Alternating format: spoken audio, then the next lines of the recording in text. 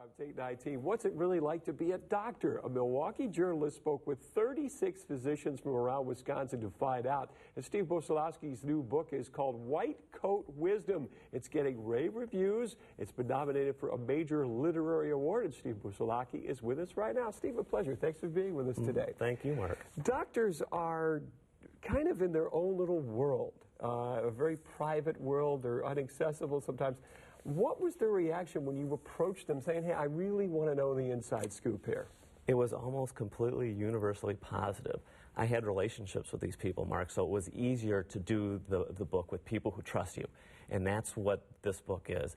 They are telling about their lives and how they got to be what they are. And that's kind of what I was trying to do with the book. I was always impressed with these people when I did the interviews, and I wondered, well, how did they get there? You know, how do you wake up one morning and pick up a scalpel and cut someone open and repair something? How do you get there? And there's a lot to tell in that story.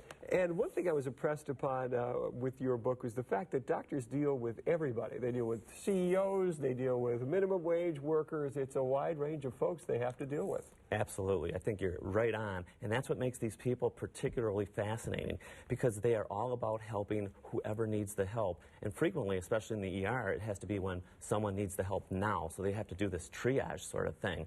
But they tend to be very well-rounded human beings because of that exposure to the population. Everyone from, like you said, from the janitor to the CEO. We as patients have to deal with bureaucracy and the frustration of filling out forms and insurance and all that. How do the doctors view that situation? Are they as frustrated as we are? I think even more so. They feel a responsibility to those individual patients, and frequently they're spending their time working on that paperwork to make sure they can provide the level of service they know is necessary to help that patient. But sometimes non-physicians and insurance companies are making decisions for that patient, and it's very frustrating for doctors.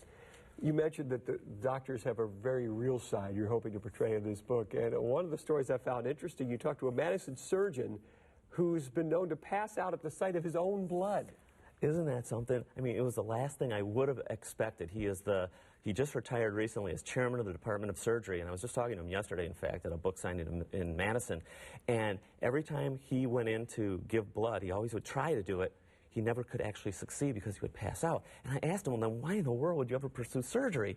And he said he had to get a microscope. So he went to an office where they were selling a microscope, and the guy selling the microscope was a surgeon, and they were doing transplant surgery. He got a job with the guy, and then he got interested in surgery. He doesn't have any problem with your blood or my blood. It's his blood. As long as he doesn't cut himself while he's operating on you or I, we're in good shape. Exactly. You can meet Steve tonight. He's got a lot of stories about doctors, talking about his new book. He'll be at the People's Book Co-op. That's on 2122 East Locust in Milwaukee. White Coat Wisdom from Steve Busalacchi. Steve, a pleasure. Thanks for sharing your stories with us today. Mark, my pleasure. Stay with us. We'll be right back.